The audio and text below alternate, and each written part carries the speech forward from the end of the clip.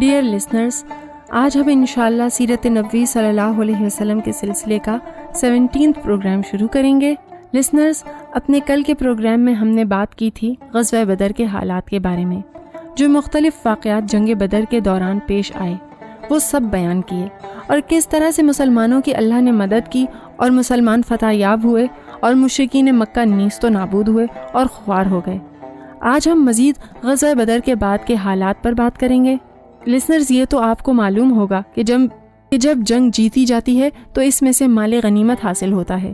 اب یہ مال غنیمت فاتح ہونے والا لشکر اپنے ساتھ لے کر آتا ہے۔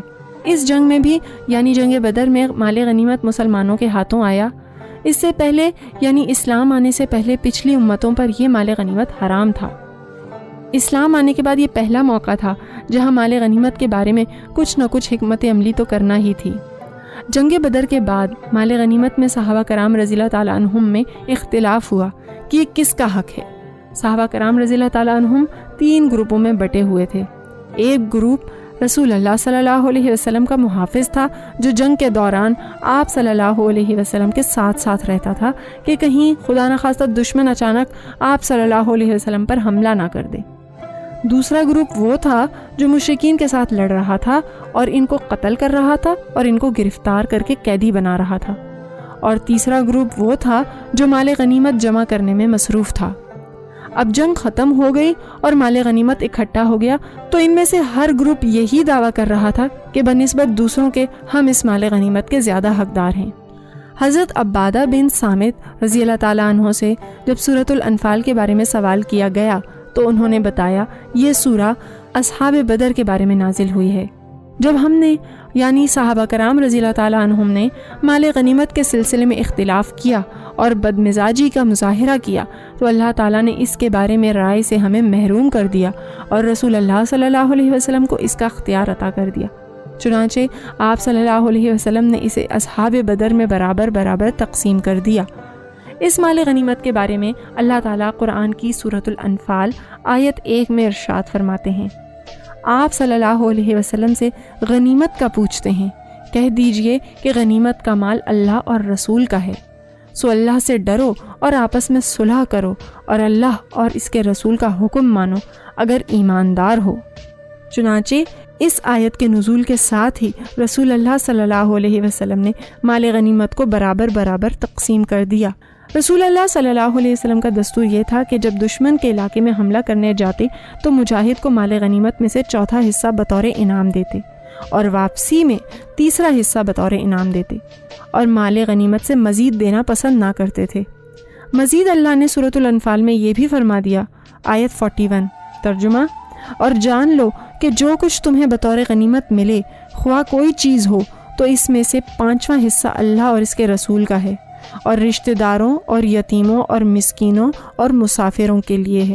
حضرت جابر بن عبداللہ رضی اللہ تعالیٰ عنہ کی روایت ہے کہ رسول اللہ صلی اللہ علیہ وسلم نے فرمایا کہ میں 5 خصوصیات سے نوازا گیا ہوں جو مجھ سے قبل کسی نبی کو عطا نہیں ہوئیں۔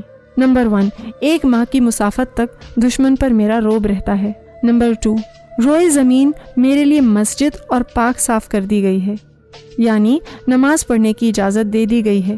نمبر 3، میرے لیے مال غنیمت حلال کر دیا گیا ہے جو اس سے پہلے کسی کے لیے حلال نہ تھا۔ نمبر 4، مجھے شفاعت کا حق دیا گیا ہے۔ نمبر 5، نبی ایک قوم کی طرف مبعوث ہوتا ہے اور میں عالمگیر نبی ہوں۔ تو لسنرز، یہاں تک تو ہوئی مال غنیمت کے حکم کے بارے میں بات۔ اب جب جنگ ختم ہو گئی تو مسلمانوں کی مدینہ واپسی ہونی تھی۔ رسول اللہ صلی اللہ علیہ وسلم کا یہ طریقہ کار تھا کہ جب بھی کسی قوم پر فتح یاب ہوتے تو میدان جنگ میں 3 روز تک قیام فرماتے اور پھر 3 دن قیام کے بعد روانہ ہوتے۔ اسی طرح سے جنگ بدر میں کامیابی کے بعد نبی کریم صلی اللہ علیہ وسلم نے 3 دن قیام فرمایا اور پھر مدینہ واپس روانہ ہوئے۔ روانہ ہوتے ہوئے قلیب بدر یعنی اس کنویں کے پاس رکے جہاں پر مشرکین کی لاشیں پھینکی گئی تھیں۔ وہاں وہ ان سے مخاطب ہوئے اور پھر آگے بڑھے، اور پھر آپ صلی اللہ علیہ وسلم قیدیوں اور مال غنیمت کے ساتھ مدینہ کی طرف روانہ ہوئے اور اہل مدینہ کو فتح اور کامیابی کی خوشخبری سنانے کے لیے پہلے ہی 2 صحابیوں کو روانہ کر دیا۔ ان میں سے ایک عبداللہ بن رواحہ رضی اللہ تعالیٰ عنہ تھے اور دوسرے حضرت زید بن حارثہ رضی اللہ تعالیٰ عنہ۔ ان دونوں کو آپ نے لشکر کے آمد سے پہلے ہی مدینہ کے لیے روانہ کر دیا تاکہ وہ جا کر پہلے سے اہل مدینہ کو اس جنگ کی خوشخبری کی خبر سنائیں۔ اس سلسلے میں حضرت اسامہ بن زید رضی اللہ تعالیٰ عنہ، جو کہ زید بن حارثہ رضی اللہ تعالیٰ عنہ کے بیٹے تھے، بتاتے ہیں کہ ہم ابھی حضرت رقیہ رضی اللہ تعالیٰ عنہا کی تدفین سے فارغ ہی ہوئے تھے کہ ہمیں جنگ بدر کی فتح کی خوشخبری ملی۔ حضرت رقیہ رضی اللہ تعالیٰ عنہا نبی کریم صلی اللہ علیہ وسلم کی صاحبزادی تھیں اور حضرت عثمان رضی اللہ تعالیٰ عنہ کی زوجہ تھیں، یعنی بیوی تھیں۔ حضرت عثمان رضی اللہ تعالیٰ عنہ جنگ بدر میں شرکت نہیں کر سکے تھے اور رسول اللہ صلی اللہ علیہ وسلم کے کہنے پر حضرت رقیہ رضی اللہ تعالیٰ عنہا کی تیمارداری کے لیے رک گئے تھے۔ رسول اللہ صلی اللہ علیہ وسلم نے ان کو مال غنیمت میں سے بھی حصہ دیا اور آخرت میں اجر کا بھی وعدہ کیا۔ حضرت اسامہ، جو کہ زید بن حارثہ رضی اللہ تعالیٰ عنہ کے بیٹے تھے، بتاتے ہیں کہ جب میرے والد زید رضی اللہ تعالیٰ عنہ فتح کی خوشخبری لے کر آئے تو میں اپنے والد کے پاس حاضر ہوا اور میں نے دیکھا کہ وہ عیدگاہ میں کھڑے ایک ہجوم میں اعلان کر رہے تھے اور قریش مکہ کے سرداروں کے نام لے لے کر بتا رہے تھے کہ وہ سب جنگ میں مارے گئے۔ میں نے پوچھا، کیا یہ بات درست ہے؟ اس پر انہوں نے بتایا، ہاں بیٹے، یہ بات بالکل درست ہے۔ اسامہ رضی اللہ تعالیٰ عنہ بتاتے ہیں کہ واللہ میں ان کی یہ بات صحیح نہیں سمجھا، یہاں تک کہ خود میں نے اپنی آنکھوں سے قیدیوں کو نہ دیکھ لیا۔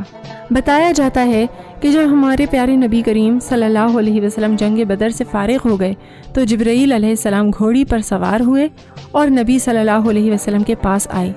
ان کی پیشانی بندھی ہوئی تھی اور 2 دانت غبار آلود تھے۔ انہوں نے عرض کیا، اے محمد صلی اللہ علیہ وسلم، مجھے میرے رب نے بھیجا ہے اور فرمایا ہے کہ میں اس وقت تک آپ صلی اللہ علیہ وسلم سے الگ نہ ہو جاؤں جب تک کہ آپ صلی اللہ علیہ وسلم خوش نہ ہو جائیں۔ کیا آپ صلی اللہ علیہ وسلم خوش ہو گئے ہیں؟ اس پر نبی کریم صلی اللہ علیہ وسلم نے جبرائیل علیہ السلام سے فرمایا، ہاں میں خوش ہو گیا ہوں۔ ہمارے پیارے نبی صلی اللہ علیہ وسلم بار بار اتنا محو ہو کر جنگ بدر کے دوران دعا کرتے رہتے تھے اور اللہ کی مدد مانگتے رہے، عجز و انکساری کے ساتھ گڑ گڑاتے ہوئے۔ آخر کو اللہ نے رسول اللہ صلی اللہ علیہ وسلم کو فتح نصیب کی اور اب جنگ کے اختتام پر نبی کریم صلی اللہ علیہ وسلم کو مزید خوش کرنے کے لیے اللہ تعالیٰ نے اپنے محبوب بندے کے لیے جبرائیل علیہ السلام کو بھیجا، یہ پوچھنے کے لیے کہ کیا آپ اپنے رب کے فیصلے پر خوش ہو گئے ہیں؟ اور واقعی اللہ تعالیٰ نے نبی صلی اللہ علیہ وسلم کی دعا سن لی تھی اور نبی صلی اللہ علیہ وسلم خوش ہو گئے تھے۔ لسنرز، آئیے اب جانتے ہیں کہ جب مکہ میں مسلمانوں کی فتح کی خوشخبری اور قریش مکہ کی شکست کی خبر پہنچی تو ان کا کیا حال ہوا۔ مکہ میں شکست کی خبر جنگ سے بھاگنے والے مشرکین کے ذریعے پہنچی تھی۔ جس شخص نے یہ خبر سب سے پہلے بتائی، لوگوں نے اس سے پوچھا، بتاؤ مکہ والوں کا کیا حال ہے؟ اس نے بتایا، عتبہ، شیبہ، ابو جہل، امیہ، ابو البختری اور بہت سے قریش کے سردار قتل ہو چکے ہیں۔ یہ سن کر صفوان بن امیہ نے کہا، واللہ یہ تو بدحواسی کے عالم میں ہے۔ مکہ میں جب شکست کی اطلاع ملی تو حال یہ ہوا کہ خواتین نے غم کے مارے بال نوچ لیے، گھوڑوں اور اونٹوں کی کونچیں کاٹ دی گئیں۔ انہیں بڑی ذلت اور رسوائی محسوس ہوئی، یہاں تک کہ انہوں نے اپنے مردوں پر نوحہ گیری سے روک دیا تاکہ کہیں مسلمان یہ سن کر خوش نہ ہو جائیں۔ اس جنگ میں اسود بن مطلب کے 3 بیٹے مارے گئے اور وہ ان پر نوحہ کرنا چاہتا تھا، لیکن نوحہ کرنے سے منع کر دیا گیا تھا۔ ایک رات اس نے ایک نوحہ کرنے والی عورت کی آواز سنی تو سمجھا کہ شاید نوحہ کرنے کی اجازت مل گئی ہے۔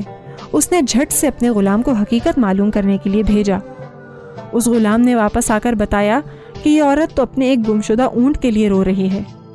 اسود یہ سن کر اپنے آپ پر قابو نہ پا سکا اور فوراً بے ساختہ اور بے اختیار پکار اٹھا، کیا وہ اس بات پر روتی ہے کہ اس کا اونٹ غائب ہو گیا ہے اور اس پر بے خوابی نے اس کی نیند حرام کر رکھی ہے؟ تم اونٹ پر نہ رو بلکہ بدر پر رو، جہاں قسمتیں پھوٹ گئی ہیں۔